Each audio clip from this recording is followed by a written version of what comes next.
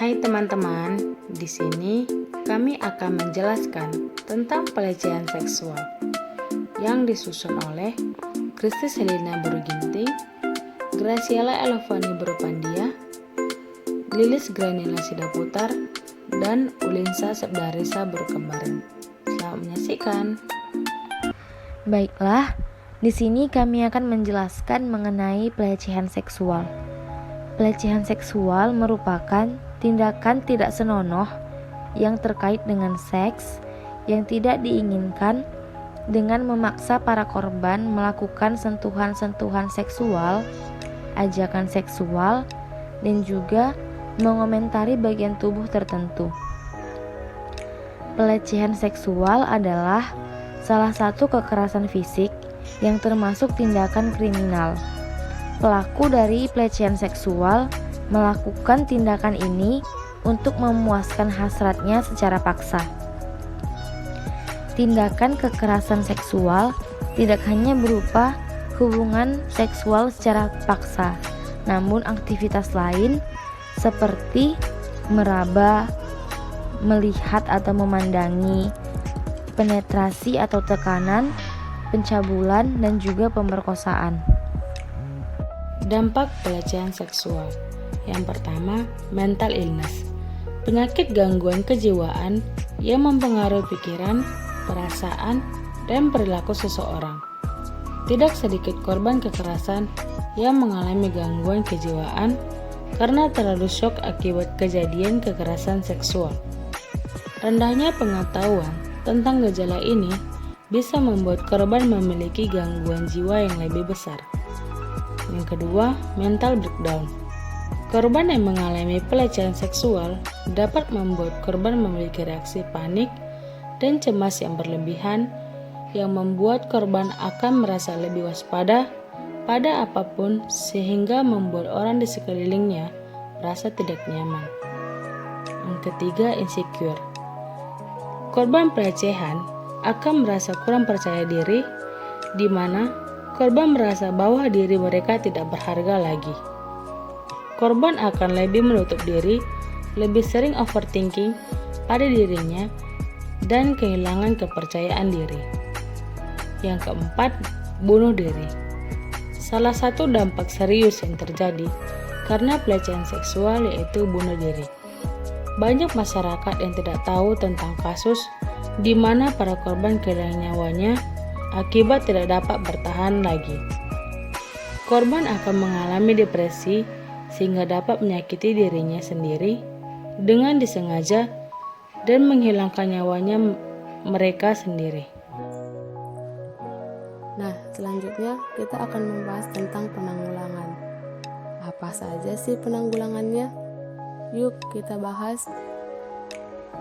Nah, yang pertama, penanggulangan selama ini hanya berupa kurungan dan denda bagi pelaku yang dirasa masih belum sepadan dengan dampak psikologis yang dirasakan korban pelecehan seksual. Kekuatan hukum terhadap tersangka perlu dijabarkan kembali dan tersangka perlu mendapat pelajaran dari perilaku asusila yang telah dilakukannya. Pelaku pelecehan seksual terhadap anak khususnya agar dapat dihukum seberat-beratnya dengan harapan agar dengan menghukum pelaku seberat-beratnya dapat menjadi upaya preventif bagi masyarakat agar kasus kekerasan dan pelecehan seksual terhadap anak tidak terjadi lagi di kemudian hari. Lalu yang kedua, perlu adanya revisi kembali isi Undang-Undang Perlindungan Anak dan pemerintah bertindak tegas terhadap kasus ini, yaitu dengan menyediakan program pemulihan psikologis bagi korban.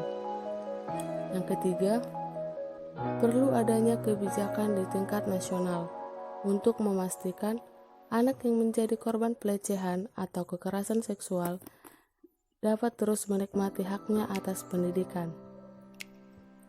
Yang keempat, bagi korban yang melapor, perlu mendapat perlindungan hukum, yaitu dengan disediakannya wadah bernaung sebagai tempat dilakukan rehabilitasi mentalnya, juga sebagai tempat untuk diasingkan sementara selama masa persidangan untuk menghindari intimidasi dan pengaruh lainnya.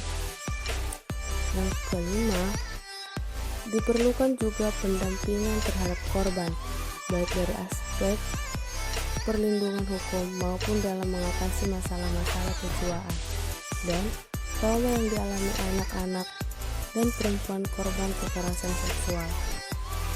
Lalu yang keenam, ulama diharapkan dapat berperan aktif dan media perlu sering memberitakan atau mengungkapkan kasus-kasus pelecehan seksual terhadap anak dan perempuan ini, menjadi suatu peringatan bagi pelaku agar tidak menyalahgunakan perilakunya kepada perbuatan asusila, yaitu pemerkosaan dan pencabulan.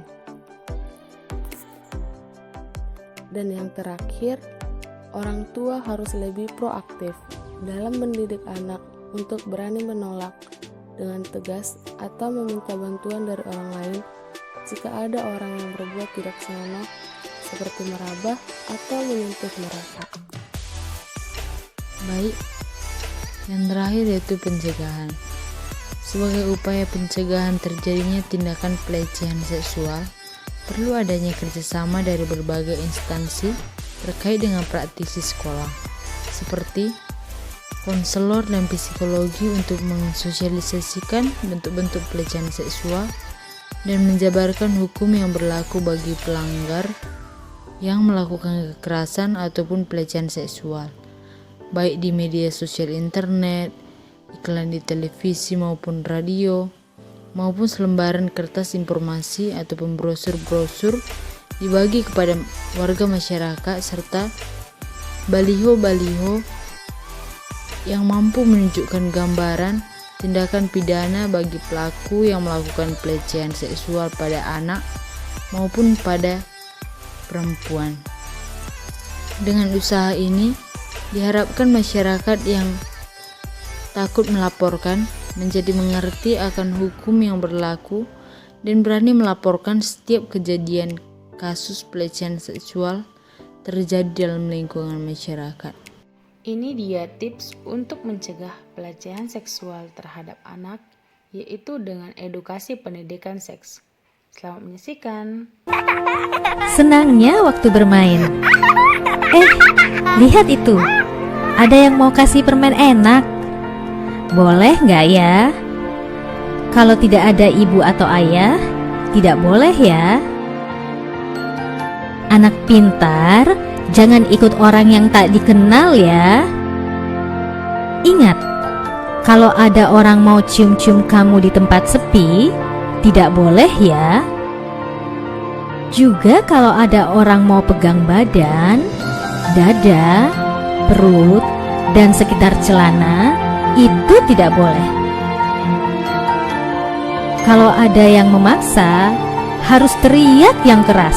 Tidak mau! Dan langsung lari ke tempat yang ramai. Tolong! Jangan takut atau malu ya. Cepat kasih tahu orang tua atau guru yang kita sayangi. Tidak boleh ada yang memaksa kita untuk melakukan hal yang tidak kita sukai. Bahkan orang yang paling dekat sekalipun, seperti orang tua, kakak, paman, kakek, guru, teman, atau orang yang tidak kita kenal.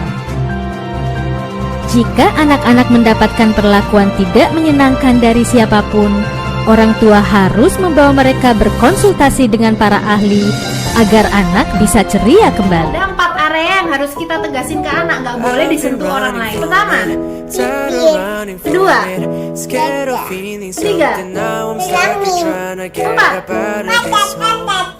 bibir, dada, kelamin, pantat. Itu adalah 4 area yang kita harus tegasin, nggak boleh dipegang orang lain meskipun dokter sekalipun tanpa pengawasan orang tua. Dan kita nggak boleh jadikan 4 area ini bercandaan. Contohnya, kita cubit dadanya atau kita cubit bokongnya.